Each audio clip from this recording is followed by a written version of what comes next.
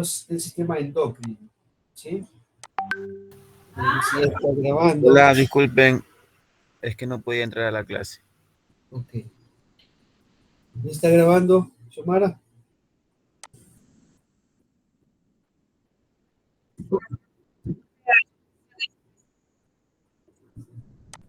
Ok. Vale, gracias. Disculpen. Ok. Bueno, voy a compartirles pantalla.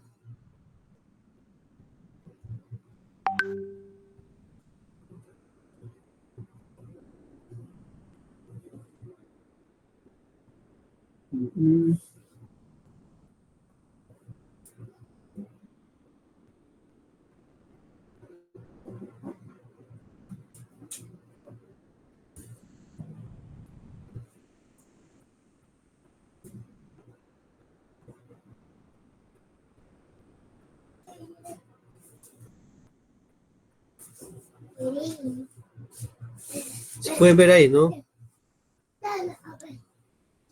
Sí, doctor. Ok.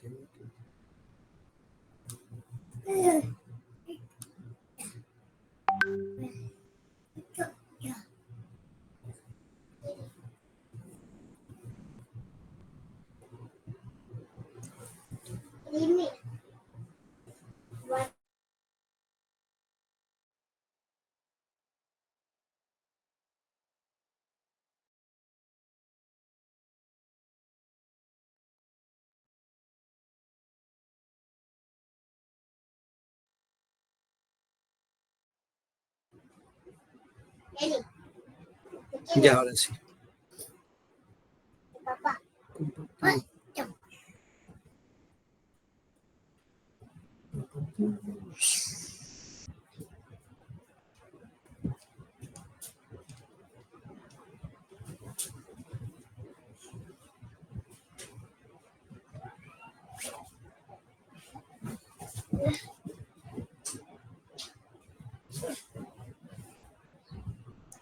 Si pueden ver, ¿no? ¿Me confirma? Sí, doctor. Sí se ve la pantalla. Ok.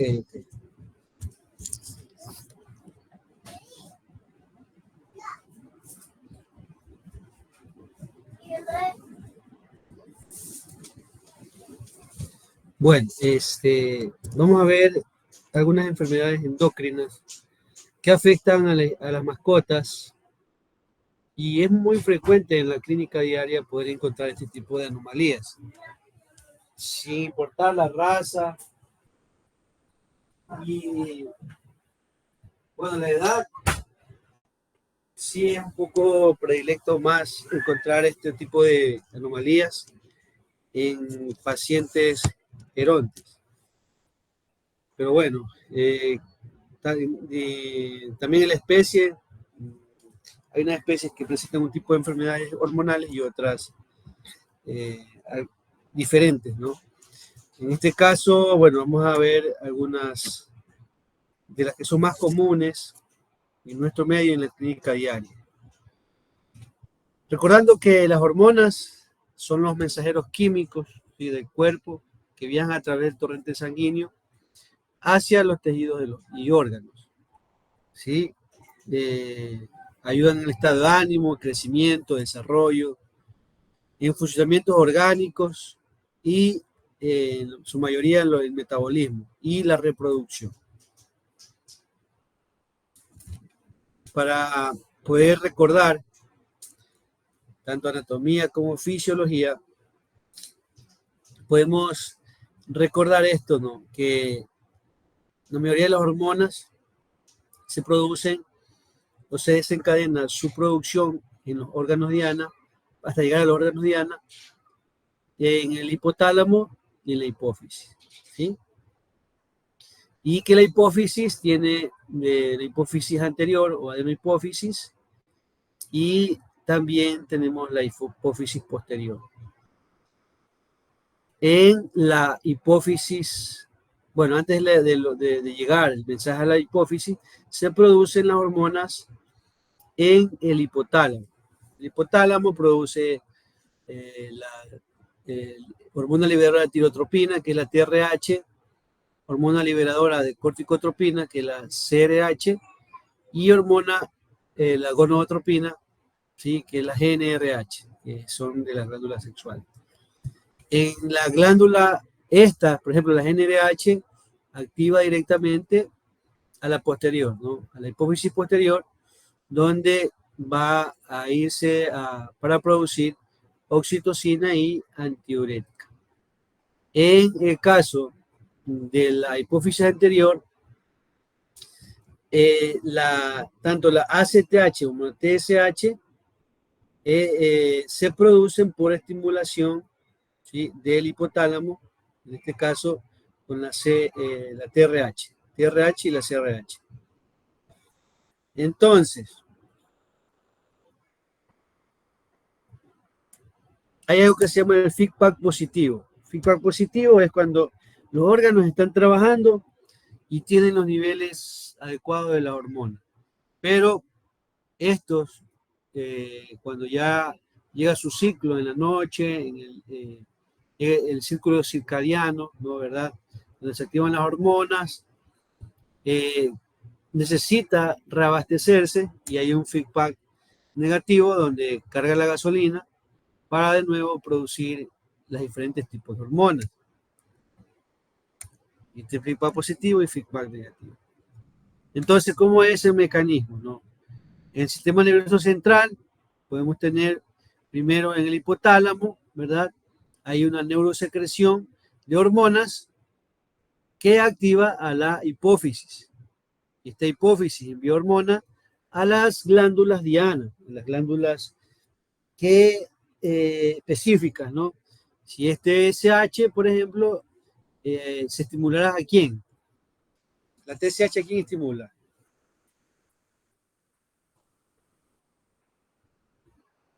A ver, ¿a qué glándula estimula la TSH? A la tiroides. A la tiroides, exacto. ¿Y la ACTH? A las adrenales, exacto. Entonces, estos órganos reciben la señal y son los que producen las hormonas. Vamos con la tiroides. Aquí tenemos el eje hipotálamo hipófisis tiroides. Primero, bueno, tenemos que el hipotálamo libera o produce TRH. Esta TRH llega ¿a dónde? A la hipófisis. Y la hipófisis produce o libera TSH. Esta TSH va a estimular a la tiroides directamente para que se produzca T3 y T4. ¿Sí? Los precursores de todo esto, de estos productos finales, es el yodo, ¿no? Si hicimos anteriormente, las personas que tienen un poquito más de edad que nosotros sufrían mucho de bocio, o sea, de problemas de la tiroides. ¿Por qué? Porque tenían deficiencia de yodo. Y actualmente no hay tanto ese problema porque la mayoría de las sales que consumimos, la sal que viene es sal yodada, ¿sí? Es una forma de poderla introducir para que la población no tenga este tipo de desórdenes. ¿Qué funciones provoca esta hormona, la hormona tiroides, ¿no? Aumenta el metabolismo del organismo, aumenta el ritmo respiratorio cardíaco, estimula el apetito y acelera el desdoblamiento de nutrientes y promueve el estado de alerta en una mayor rapidez en los reflejos. ¿Qué quiere decir esto? Que si hay un desorden en el proceso hormonal, la producción de hormonas en la tiroides, cualquiera de estos se altera. Por ejemplo, supongamos que hay un hipotiroidismo, va a disminuir el metabolismo. Es por eso que vemos que los pacientes hipotiroideos, ¿cómo van a estar? Con sobrepeso. con sobrepeso, porque no tiene un buen metabolismo. Si estuviera el hipotiroidismo, ¿cómo estuviera? Delgado. Ajá. Y el sistema respiratorio, ¿cómo estaría la respiración y el sistema cardíaco?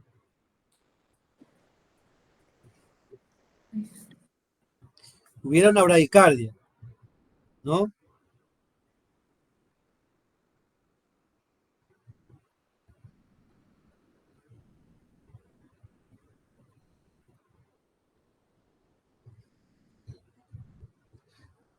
¿Qué más? Si tuviera disminuido el apetito, no tuviera un buen apetito y no absorbería bien los alimentos, pero estuviera obeso por el metabolismo, porque disminuye el metabolismo, ¿no?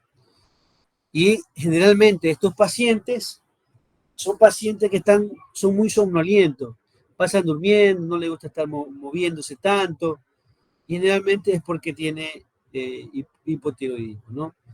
Sucede lo contrario en cada uno de estos síntomas en caso de que hubiera un hipertiroidismo. Entonces, cuando vamos a realizar un examen de laboratorio, realizamos pruebas hormonales. Y estas pruebas hormonales, como ya vieron con la doctora Pilar, se puede hacer en máquinas directas, en bioquímica, o también se pueden hacer en pruebas específicas en inmunofluorescencia, ¿sí? Ahora, si la elevación de la tiroides es el hipertiroidismo y la disminución de la tiroxina se manifiesta como un hipotiroidismo. Y aquí hay predilección por especie. Por ejemplo, el hipertiroidismo es más frecuente en gatos y el hipotiroidismo es más frecuente en perros, ¿sí? Entonces, al realizar un examen de laboratorio, el hipertiroidismo, yo en el momento que haga las hormonales voy a encontrar que hay una TSH disminuida y una T3 o T4 aumentada, ¿sí? Porque el problema en este caso puede ser primario o secundario y generalmente el problema del hipertiroidismo más es primario porque se presenta directamente en la glándula. Cuando hay un tumor, hay exceso de producción de T3 y T4 y por eso hay un hipertiroidismo, ¿no? Y en el caso del hipotiroidismo, puede ser que la TSH está elevada y la T3 o T4 está disminuida. A veces también está normal, pero están disminuidas la T3 y T4. Yo le hago una pregunta a ustedes. ¿Por qué creen que está elevada la TSH?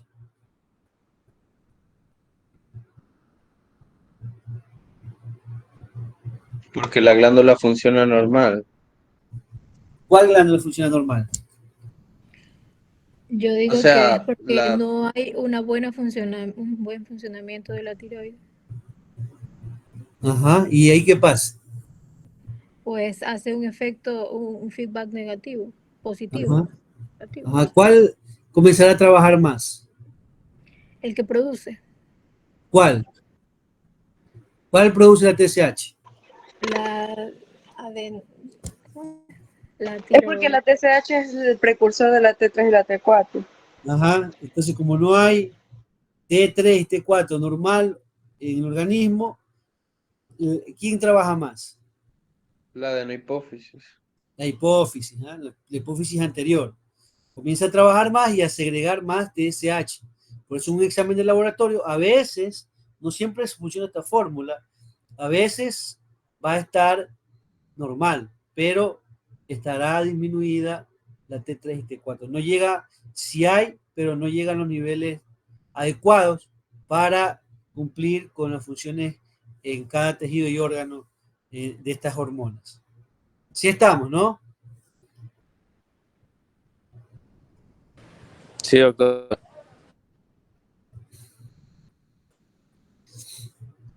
Bueno, el hipotiroidismo en perros. La etiopatogenia es como, ¿cómo comienza, no? Genia, de génesis. ¿Cuál es el principio de todo esto, no? El hipotiroidismo puede ser consecuencia de, generalmente, cuando es primario, más del 95% de los casos de hipotiroidismo canino son primarios. Y de este 95%, el 50% de estos se deben a tiroiditis autoinmune, ¿sí? El resto de casos son consecuencias de atrofia idiopática de la glándula y neoplasia. Mire, el 50% del hipotiroidismo primario, cuando habla primario, ¿a qué se refiere? Cuando ahí el daño está en las tiroides. La tiroides directamente, claro. ¿Sí? Generalmente puede ser una tiroiditis autoinmune. ¿Qué quiere decir eso? Que el organismo reacciona contra sus propias células y las destruye esas células que generan la T3 y T4 en las tiroides. Y las otras pueden ser por una atrofia. ¿Atrofia qué significa? ¿Qué significa la palabra atrofia? Que se vuelve pequeño y se genera. Ajá. Sí. Una atrofia de la glándula, pero es idiopática. ¿Qué significa idiopático? Que no tiene No causas tiene conocidas. razón. Ajá, no tiene una aparente causa, ¿no? Y las neoplasias también. Realmente, la mayoría de las neoplasias a nivel de tiroides son benignas. ¿Sí? Los adenomas. Cuando hay una secreción inadecuada de TRH u hormona, ya son unas causas secundarias. Secundaria cuando no está en la glándula, ¿verdad? Y bueno, hay un hipotiroidismo secundario. Bueno, esto aparece cuando las células secretoras de TSH se destruyen por la acción de un traumatismo, neoplasia o quiste. Este es el secundario, ¿no? Cuando la TSH estará disminuida. Y al no haber suficiente TSH, no se estimula a quién. A la hipófisis. No, si la hipófisis está afectada y hay un tumor o un traumatismo y produce poca TSH, ¿a qué va a influenciar a esto? En la tiroides, en la producción de T3 y T4. Ajá, no habrá suficiente producción de T3 y T4. Aquí tenemos el hipotiroidismo primario, ¿sí?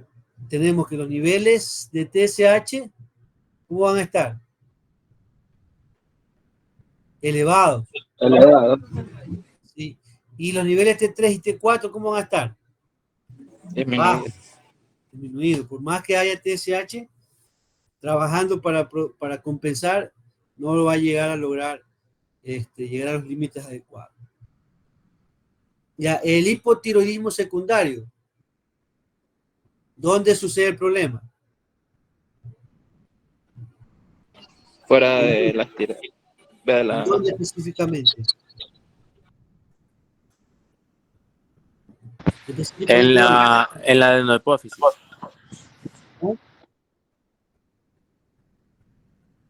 Están bajos en la adenohipófisis, ¿qué pasará? El problema es la adenohipófisis, ¿no? Y como no hay TSH, no hay producción de T3 y T4.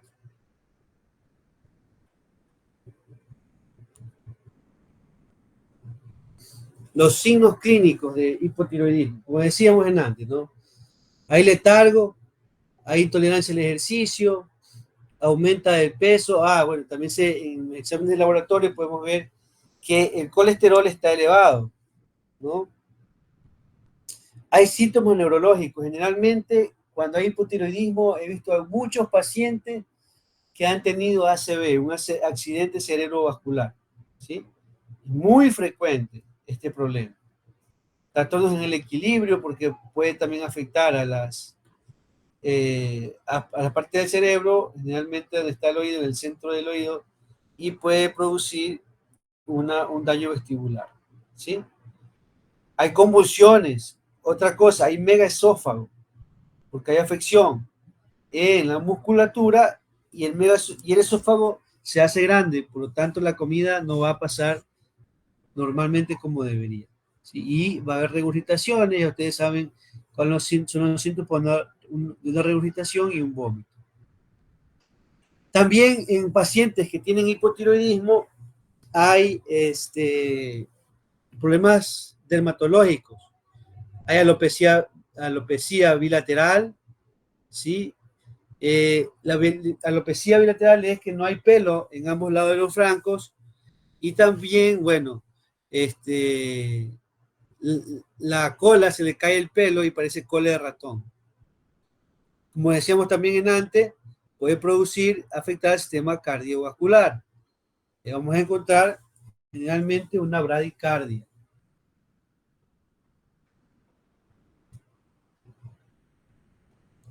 Entonces, lo contrario a hipotiroidismo es el hipertiroidismo. Como les decía, más frecuente en gatos, ¿sí? Generalmente hay signos de mala absorción, los pacientes van a estar muy caquéticos, muy flacos. Ahí también deberíamos hacer un diferencial, porque a veces también puede ser diabetes. Entonces tenemos que siempre, con las hormonales, para detectar, ¿no? ¿Cuál es la causa del problema?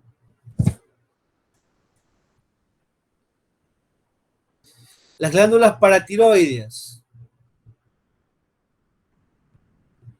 Estas glándulas generalmente están siempre bien unidas a la tiroides.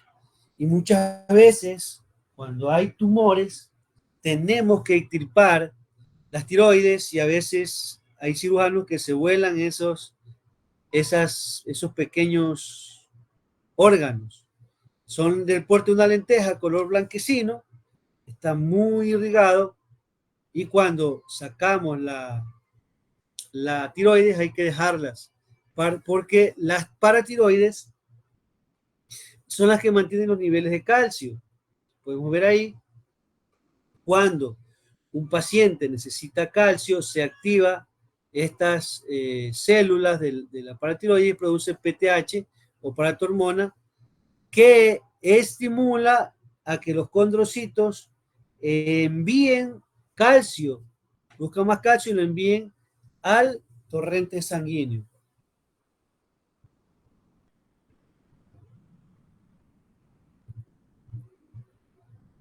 ¿Sí? Se va la sangre y también hay otra hormona que es la calcitonina que está producida directamente en el no en el páncreas, perdón, en la tiroides, ¿sí? Y esto, cuando yo tengo exceso de calcio en la sangre, la que me detiene a los condrocitos para que no produzcan más calcio para enviar, o saquen más calcio de los huesos para enviar a la sangre, es la calcitonina, ¿sí?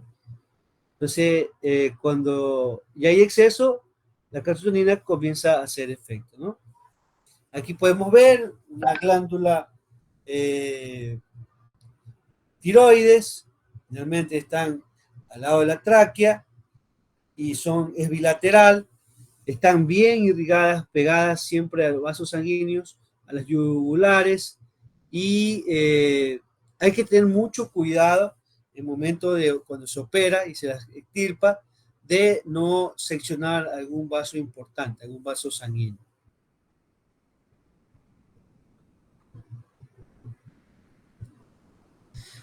Entonces, si hay aumento de la paratormona, habrá más movilización de calcio desde los huesos hacia la sangre. Si hay un hipoparatiroidismo, el calcio disminuye, ¿sí? Y hay una hipocalcemia. Existe un hiperparatiroidismo primario, hay otra causa que es secundario nutricional y hay otro secundario renal. En cuanto al primario, ya saben, lo primario siempre ¿dónde está? A ver. ¿Dónde está lo primario? En la hipófisis. Directamente en Ani- el órgano, en la glándula. ¿Sí? En este caso sería en la paratiroides. ¿Sí?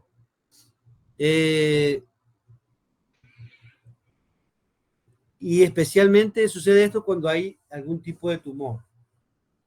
El secundario nutricional es cuando hay falta de dieta. ¿Se acuerdan de la relación calcio-fósforo? ¿Ah? Y hay nutrición. ¿Ah? Siempre el calcio debe estar en mayor cantidad en la sangre. ¿Sí? Siempre debe estar el calcio.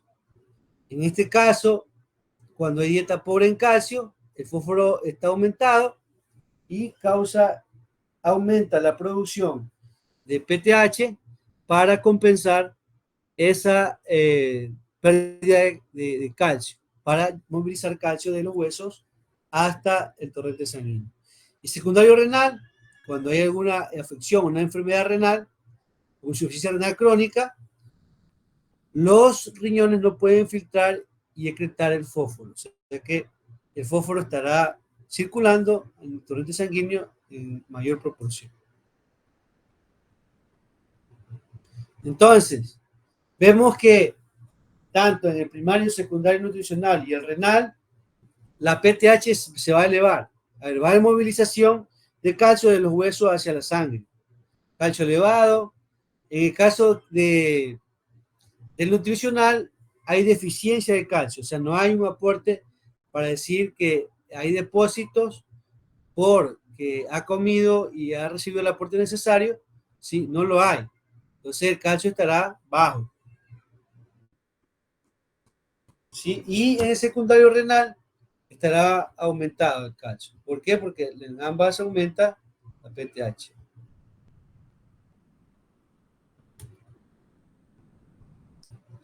En el caso del fósforo, en un primario, hiperparitonismo primario, el fósforo estará elevado.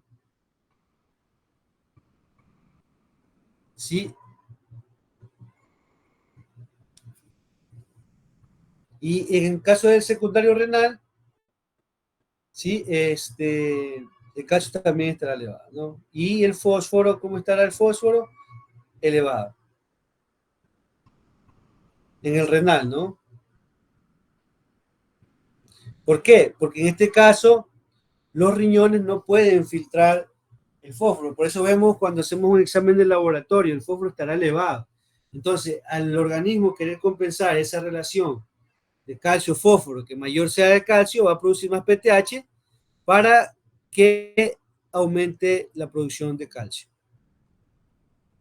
Es por eso que podemos ver a estos pacientes que en una radiografía van a estar los huesos con menor densidad y puede producir osteoporosis, puede producir fractura o también, como se llama, acartonamiento de los huesos. Es como un cartón, son como un cartón de frágiles. Entonces, eso es lo que produce el hipoparatiroidismo, ¿no? El hiperparatiroidismo, cuando, no es el hiperparatiroidismo, cuando moviliza demasiado calcio hacia la sangre, ¿sí? Y recuerden que ayuda a que no haya mucho calcio en la sangre es la calcitonina. El hipoparatiroidismo puede ser primario, lo que significa que la causa específica es desconocida, aunque se cree que factores genéticos pueden jugar un papel importante. Otras veces pueden ser el resultado de una cirugía en la que las glándulas se han extirpado, ¿ya? En otras palabras. Aquí podemos ver un ejemplo de un hueso desmineralizado en el cual el calcio ha sido transportado, ¿sí? A la sangre, ¿no?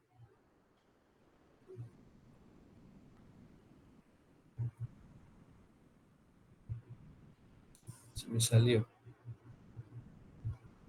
A ver.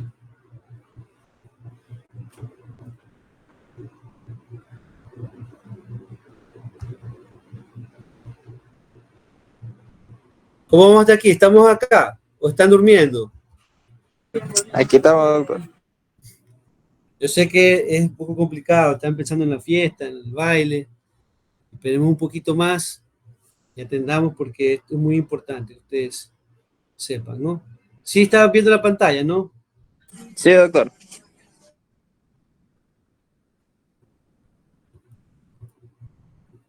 Algo que decía el doctor Iván la otra vez, que dice que a veces se pasa mucho por alto el tema de hacer las pruebas de glucosa Sí, y son muy importantes, o sea, siempre tomarlas en cuenta.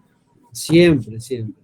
Y estos exámenes son fáciles de hacer, lo que sí deben hacer para tomar exámenes hormonales siempre tiene que ser en la mañana, a partir de las 9, porque ya después ya come y en ayuna.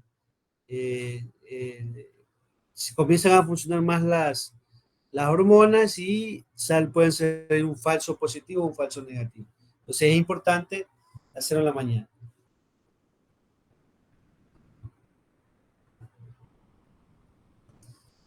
Ahora vamos con las glándulas adrenales. ¿Cuáles son los dos problemas que se encuentran en las glándulas adrenales?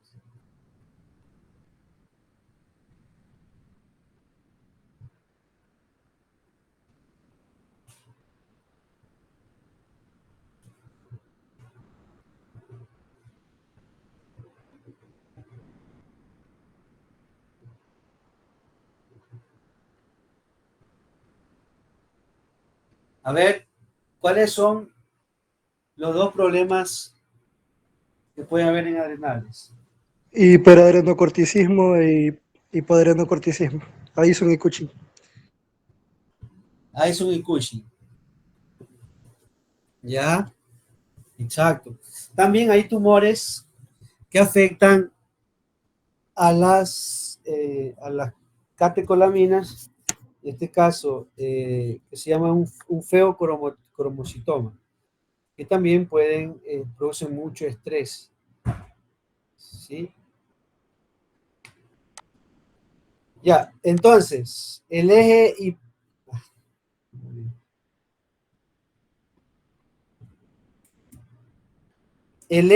hipotálamo, hipófisis adrenal. El eje hipotálamo, hipófisis adrenal. ¿Cómo será? A ver. El hipotálamo libera ¿qué? Quiero que vayan conmigo para que no se duerman. A ver. Lo que está aquí en el cuadrito. CTH. CTH. Ese CTH, ¿a quién estimula? A la hipófisis. La hipófisis. ¿Qué libera la hipófisis? ACTH. ACTH. La CTH. ¿Y ese CTH a dónde va? ¿A quién va a estimular?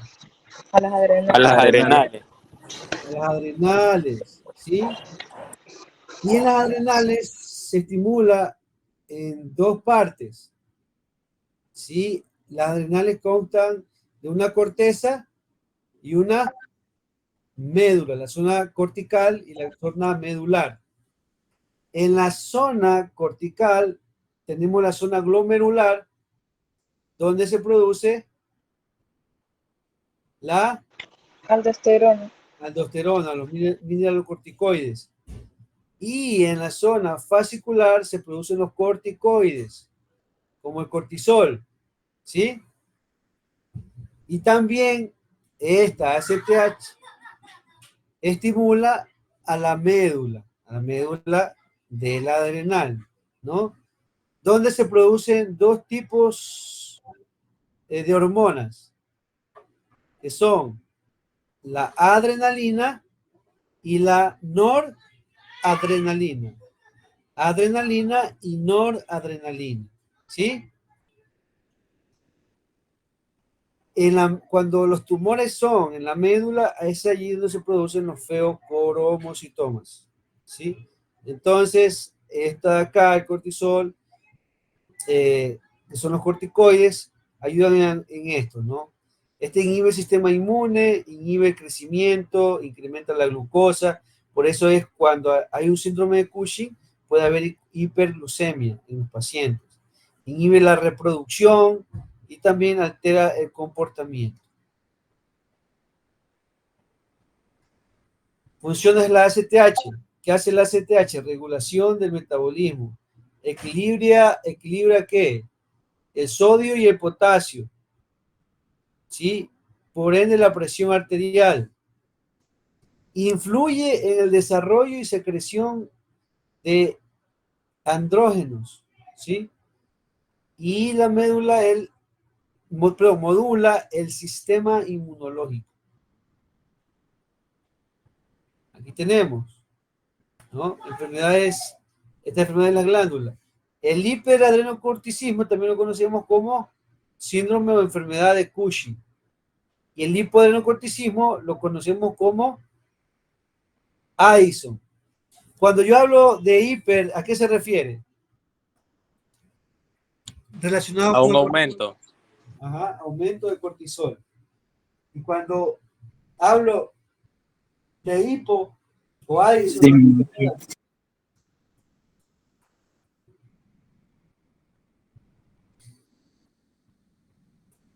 cuando hablo de hipo, Disminuye. disminuye. Ajá. Entonces, o no hay producción. ¿Sí? Ya vamos a ver las diferentes causas. En este caso, está disminuido la CTH y en Cushing aumentado.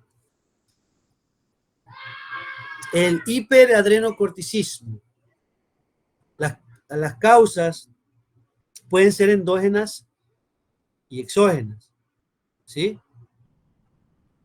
Y dentro de las endógenas puede ser algunas que son dependientes de la pituitaria o de la hipófisis o independientes de la pituitaria o hipófisis. ¿Sí? En este caso, cuando las causas son endógenas, cuando son dependientes de la pituitaria, o sea, de la hipófisis, se puede producir un adenoma, un tumor a nivel de hipofisiario. Y cuando hacemos los exámenes de laboratorio, estimulamos con ACTH para ver si la causa es de origen hipofisiario o no hipofisiario. ¿Sí? Hay aumento de la corticotropina y en las causas endógenas, generalmente esta es una primaria. ¿Sí? ¿A dónde está el problema cuando es independiente de la pituitaria? O sea, que no depende de la pituitaria, sino que el problema ¿dónde va a estar? ¿Dónde va a estar el problema? En las adrenales. En las adrenales, exacto, ¿no? ¿Sí? Porque los tumores que son más frecuentes, existen un sinnúmero de tumores, pero los más frecuentes son los adenocarcinomas, ¿sí? Que no tienen un buen pronóstico, ¿no? Y también cuando hay hiperplasia nodular.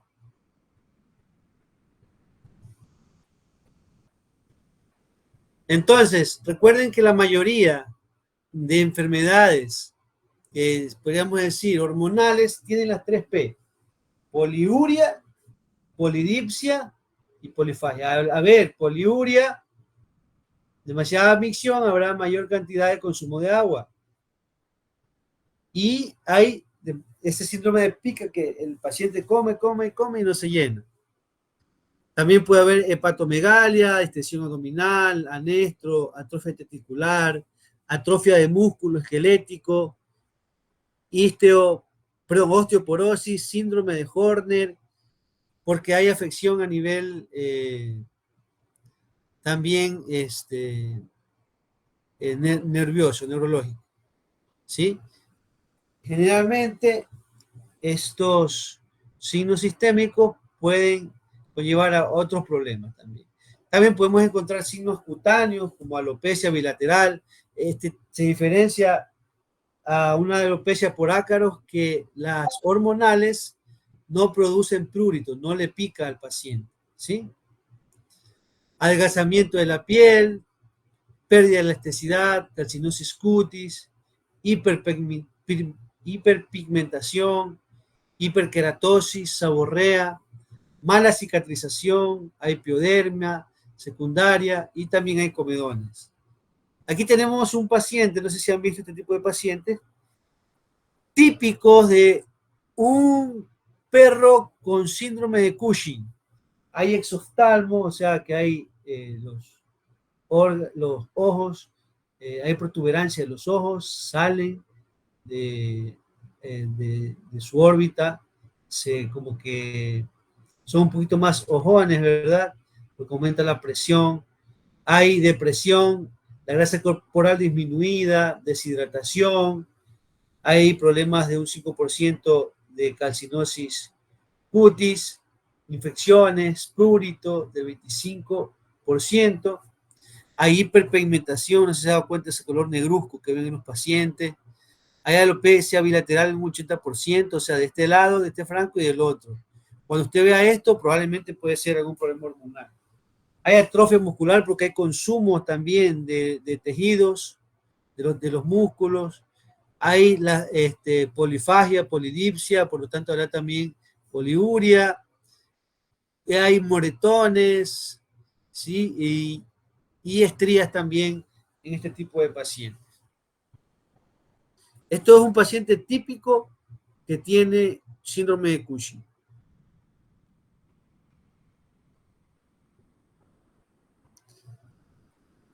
La etiopatogenia, ¿sí? La destrucción de la misma, de la glándula, por el sistema inmunitario del animal. Puede ser alteraciones de la hipófisis, que es encargada de enviar la ACTH, o sea, cuando hay hidrocorticismo, la causa puede ser porque no hay un precursor, ¿no? En este caso, la ACTH. Hay unos que también le atribuyen a un problema terciario, que es la TRH, ¿sí? O sea, hablando en hipotálamo, ¿sí? En este caso, la hipófisis no funciona correctamente y no envía la orden de producción de cortisol. Las adrenales no fabrican. Los fármacos también pueden producir hipoadrenocorticismo. ¿Cómo? Cuando mandamos un tratamiento antialérgico por 30 días si no hemos usado bien las dosis de corticoides. Para evitar ¿qué es lo que pasa? Como las glándulas están percibiendo que hay un cortisol exógeno, se ponen a dormir, no trabajan y después comienzan atrofiándose, ¿sí? Porque no hay producción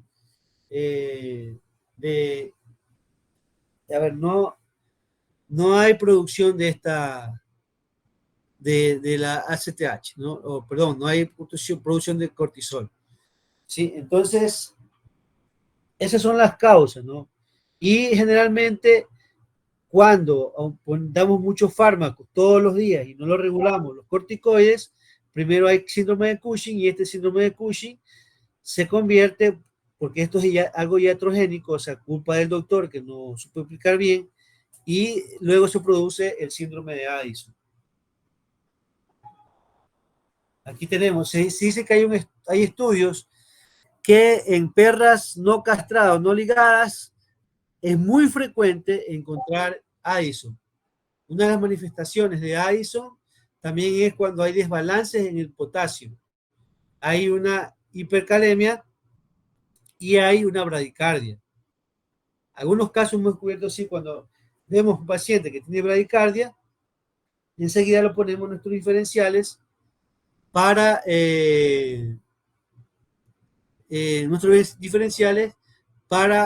Addison, ¿no? También hay pérdida de peso, melena, hay vómitos con diarrea, anorexia, poliuria, polidipsia, depresión y debilidad. Y otro problema es en el páncreas. Ustedes ya saben que ahí en el páncreas se produce la insulina, que es la que estimula a que la glucosa ingrese en las células, ¿sí? Y si falla la insulina, generalmente puede producirse lo que llamamos diabetes, ¿sí? Hay una hiperglucemia, también puede haber otro tema de hipoglucemia. En la hiperglucemia, esto es los tipos de diabetes, pueden ser tipo 1 y tipo 2. El tipo 1 es cuando hay un fallo en el páncreas, ¿sí? El páncreas no produce o produce en pocas cantidades, ¿sí?, la insulina. Y por lo tanto, la insulina no va a ingresar la glucosa a la célula, estará en torrente sanguíneo. El tipo 2 es un tipo que es el que es más frecuente, ¿sí?, de diabetes o hiperglucemia, que es el más común, que hay resistencia, ¿sí?, al receptor de la insulina, ¿sí?, y las células no responden a la insulina, en este caso, ¿sí?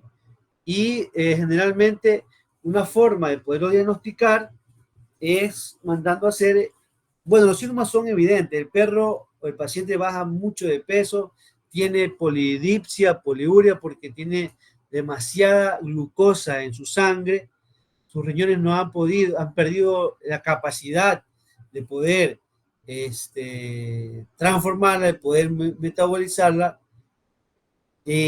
o sea, reabsorberla hacia el organismo, hacia la sangre, que se llega incluso a la orina. Normalmente, un paciente no debe tener glucosa en la orina. Cuando lo hay, puede ser, y hay una hiperglucemia, lo más probable es que haya una diabetes o hiperglucemia, ¿sí? Entonces podemos ver que en el tipo 1 hay destrucción de las células B y falta de insulina, ¿sí? Y en el tipo A tenemos la hiposecreción de insulina y resistencia a la insulina. El tipo 2. Y puede ser también de origen nutricional. Aquí tenemos las diferentes consecuencias que puede producir la hiperglucemia. Por ejemplo, disminuye la secreción de insulina, el páncreas, bueno, aumenta la secreción de glucagón, el hígado aumenta la producción de glucosa hepática, el cerebro hay difusión de neurotransmisores. Pueden haber dos extremos, o demasiada glucosa, las neuronas se alimentan de glucosa, por lo tanto, cuando hay mucha glucosa puede dar un coma diabético, pero también cuando hay poca glucosa puede también producir un coma diabético porque no hay quien alimente a las neuronas, son las que más consumen glucosa, ¿sí? También produce catabolismo del músculo, los músculos, ¿sí? El riñón aumenta la absorción de glucosa, el estómago acelera el vaciado gástrico y también hay lipólisis. Por eso es que cuando alguien tiene diabetes, baja mucho de peso. Se degradan tanto la grasa como los músculos y duele mucho, hay mucho dolor, ¿sí? Entonces, los signos, hay polidipsia, la 3P, ¿sí? Hay poliuria y también hay polifagia, aumenta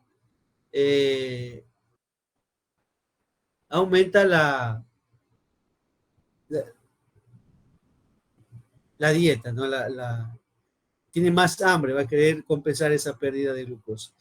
Y la otra parte es la hipoglucemia, que también puede dar en pacientes diabéticos, ¿no? Esa es la tipo 1, ¿sí? Caída repentina, si por debajo de los niveles normales están entre 70 hasta 130, y en cuanto a glucosa, y la concentración de la glucosa en la sangre puede disminuir, ¿no? La glucosa, como ustedes escucharon, es una fuente de energía, ¿no? Ahora, existe hipoglucemia leve, hay exceso de apetito, hay fatiga, debilidad, dolores y escalofríos. Generalmente los pacientes que cuando llegan a estado grave pueden ya tener convulsiones incluso, ¿no? En la moderada hay ansiedad, desorientación o falta de coordinación. Y La grave hay convulsiones, desmayos, hasta llegar al estupor y al coma también. Aquí podemos ver los niveles de glucosa que detecta el cerebro. La secreción endógena de insulina se suprime y el glucagón y adrenalina aumenta, aumento de la hormona de crecimiento y aumento del cortisol. Entonces, como podemos ver, este paciente de acá, de pronto se ha tomado y está un poquito baja, casi está al límite, habría que rehidratarlo. Entonces, eso es lo que, en cuanto a las hormonas, ¿no? Pero lo que sí quiero que puedan entender es que no es difícil poder diagnosticar este tipo de enfermedades. No es difícil, ¿sí? Solamente necesitamos hacerlo, recuerden, en la mañana y sospechar cuando hay los diferentes tipos de sintomatología. El tratamiento, por ejemplo, el tratamiento en hipotiroidismo. Sí, dígame, Ana. Disculpe, usted dice que no es difícil, pero viendo los síntomas y pues los signos y todo, no se hace complicado en el momento de diferenciarlas porque muchos síntomas son bastante parecidos. Sobre todo porque, por ejemplo, también menciona sobre el aumento del peso o incluso frecuencia cardíaca, polidipsia o signos que son como también parecidos a enfermedades cardíacas o ¿cómo haría ahí para identificarlas y saber qué es hormonal? O saber qué tipo de enfermedad hormonal es. Ajá. Es fácil, solamente, bueno, si yo sospecho, si yo veo que el paciente tiene las 3 P, polidipsia, poliuria, polifagia, aplico el ECOG, ¿no? Y pongo la que yo sospeche más. Por ejemplo, si veo a un paciente que tiene todas las características de Cushing, que tiene el abdomen penduloso, que tiene problemas de piel, que tiene exoftalmo, ¿sí? Que tiene estos comedones, ¿sí?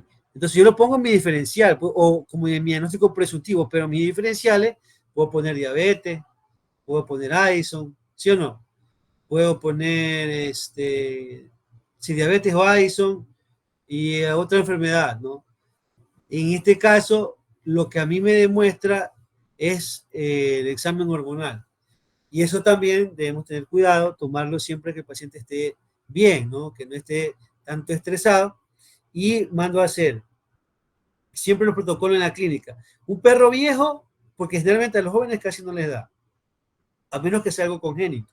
Por ejemplo, un perro viejo, ya pasado de 5 años hacia arriba, yo mando a hacer hormonales todos los años, ¿sí? 1 o 2 veces al año. ¿Cuáles son los hormonales que mando siempre? Cortisol. Ahí yo puedo ver si hay hipo o hiper adrenocorticismo. Mando la glucosa, la puedo tomar allí, pandrial y postpandrial, en ayuna y después de comida, ¿no? Mando a tomar TSH, T4 y T3. Entonces ahí ya casi las tengo cubiertas todas. Y si yo quiero, por ejemplo, tengo un diagnóstico de Cushing o de Addison, yo quiero saber cuál es la causa, si es primaria, secundaria o terciaria. Cuando es secundaria es en la hipófisis, terciaria ya es en el hipotálamo. Yo mando a hacer una tomografía, que sería lo último, la última carta bajo la manga, ¿no? Que yo haría en este caso. Pero es fácil, como le digo, llegar al diagnóstico, ¿no? Por la sintomatología que se presenta. Puede haber alteraciones en la presión arterial, ¿sí? Y es un poco más fácil, ¿no? Poder llegar al diagnóstico. No es, como le digo, no es tan complicado. Bien, aplicando la clínica más los exámenes de laboratorio y de gabinete. Por ejemplo, en glucosa, si yo quiero ver si hay diabetes y está a hiperglucemia, quien me determina a mí si hay si el problema de diabetes es un examen de orina. ¿Por qué? Porque hay glucosuria, ¿sí? Si hay glucosuria, presencia de sangre en la orina, que no debe haberla, es porque las nefronas no pierden esa capacidad de reabsorber esa glucosa, ¿no? Buena pregunta, ¿eh? ¿Alguien más?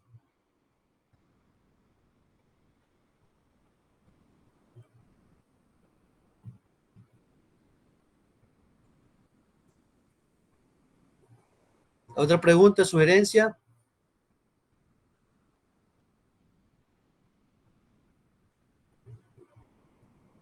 Y bueno, en cuanto a los tratamientos, es de acuerdo, ¿no? En Cushing, lo que se usa son tratamientos para disminuir el cortisol, ¿no? Como les decía también, el Addison puede ser iatrogénico porque si damos mucho corticoide, las adrenales no trabajan, se quedan dormidas y se atrofian y no producen más. O sea, hay falta de corticoide. Sí, dígame, Marjorie. Doctor, en el caso de que haya un tratamiento de corticoides de un mes, ¿cómo se contrarresta para que no produzcamos esa? Ya, el tratamiento con corticoides, los 9 primeros días se puede dar seguido. De ahí tenemos que ir alternando. ¿Cómo? Por ejemplo, del día 10 en adelante, yo doy cada 48, cada 72 horas. Y no la misma cantidad de tabletas que tocaba. Si, por ejemplo, tocaba un corticoide, la mitad, le voy a dar un cuarto. A los 72 horas le doy un octavo. Y así voy jugando, ¿no? Pasando un día, 2 días, se hace un horario en el calendario y ahí se le da las tabletas de esa forma. Y así las adrenales van a seguir trabajando.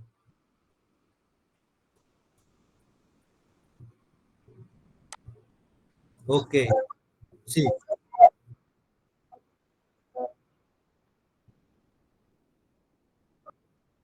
Ya,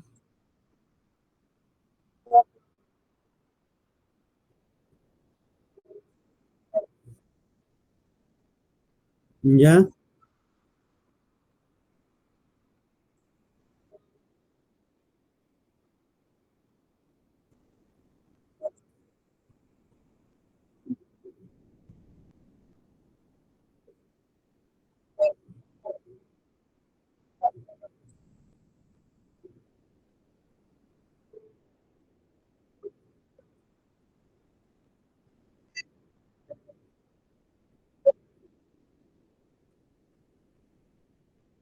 mm,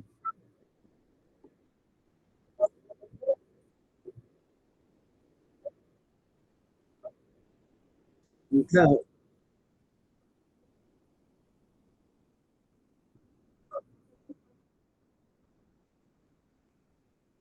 claro. Personalmente no lo hago, no, personalmente no lo haría. Tengo otras opciones, tengo antialérgicos, o sea, pero no podría jugar, o sea, cada médico tiene un criterio, y no es que estoy diciendo que ellos lo están haciendo mal, ¿no? Pero personalmente yo lo he hecho de la otra forma y ha funcionado, ¿no?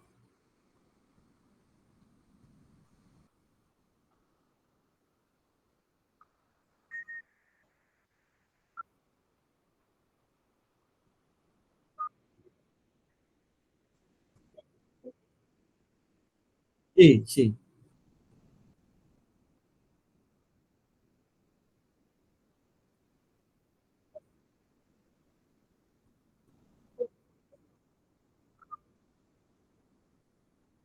Ujú. Claro, lea artículos.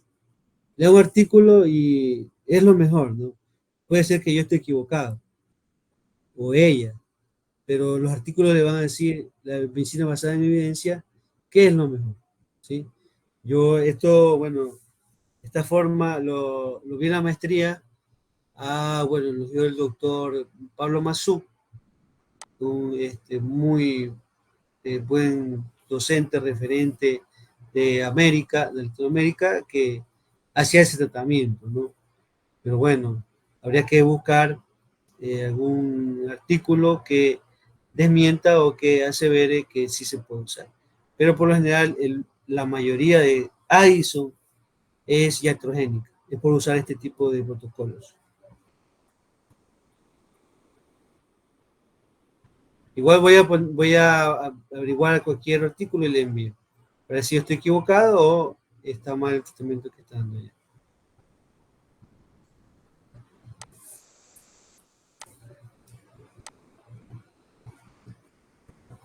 Bueno, chicos, sin más que decirles, les dejo y les deseo feliz Navidad.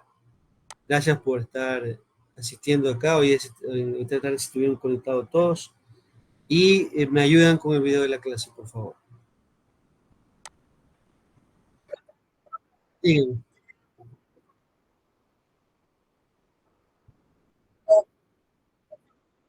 Sí, sí.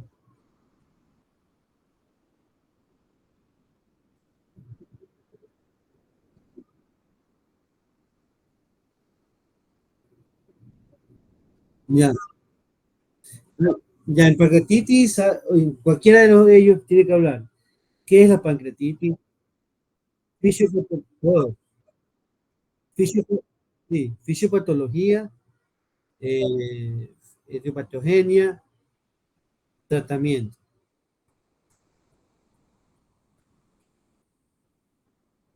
Ya los diagnósticos también, porque claro, va incluido ahí. ¿Cómo se diagnostica? Bueno, nos vemos entonces la próxima semana, ¿sí? Doctor, disculpe. Dígame.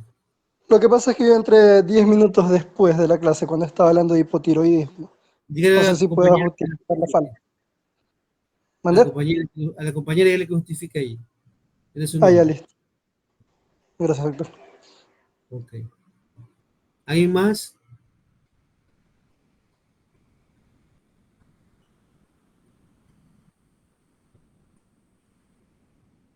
Bueno, sin más, me despido. Feliz Navidad, chicos.